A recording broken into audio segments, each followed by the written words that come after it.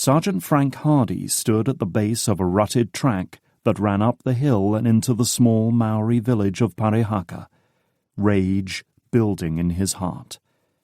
At the top of the track, a line of men from the Armed Constabulary field force stood shoulder to shoulder along the fences, trapping the villagers inside.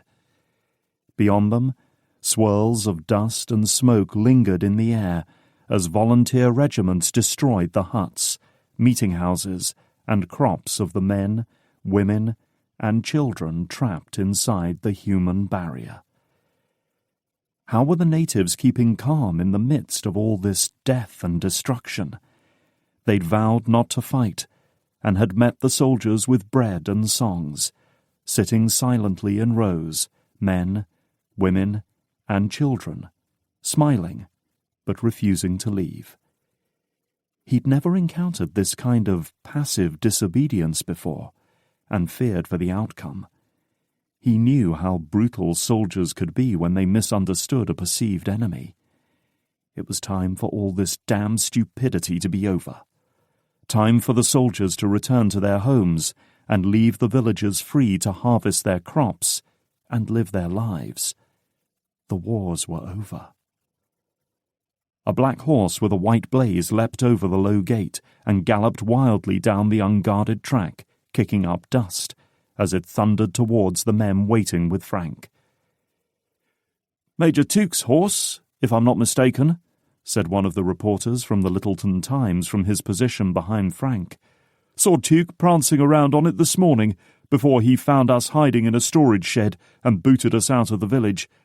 You'd better grab it, Sergeant Hardy, or he'll have you driving his prisoners up to New Plymouth in a dray with an old cart horse." Frank stepped into the path of the horse and raised his hands, palms forward. The horse slowed and snorted, pawing at the ground with its hoof and tossing its mane, as Frank took hold of its reins. "Through your master, did you?" he asked the horse, offering it a carrot from his pocket.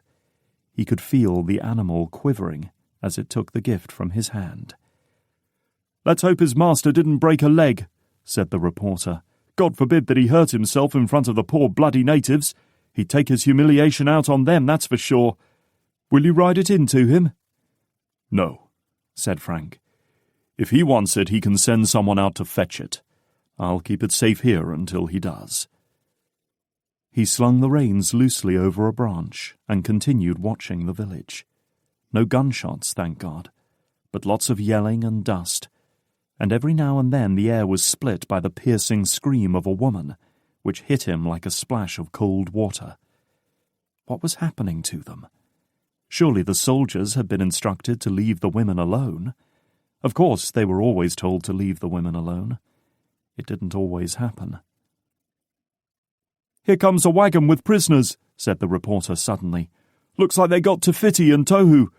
They'll hang them, you know. I overheard Tuke discussing it with Gudgeon. Didn't know we were hiding in the storage shed. My readers will be interested in that piece of information. Hang them first, and then try them when they're already dead." Frank shaded his eyes and squinted at the open wagon rumbling towards them. 2 drivers, a full complement of guards marching on either side, and what looked like 4 prisoners. A boy followed the wagon, his arms stretched toward the prisoners, mouth open, howling loudly. "That's Tafiti's boy behind the wagon," said the reporter. "I saw him out working on the fences last week. And there's Hiroki, the bloke who murdered the surveyor's cook, sitting beside Tafiti. Not sure who the other man is, the big fellow, but he looks like he could do some damage. Wish I'd brought a camera with me. A photograph of him would be worth a few bob."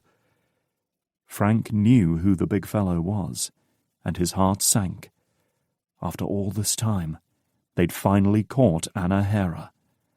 He recognized him, even from a distance, with his distinctive butterfly-shaped facial tattoo and his towering presence.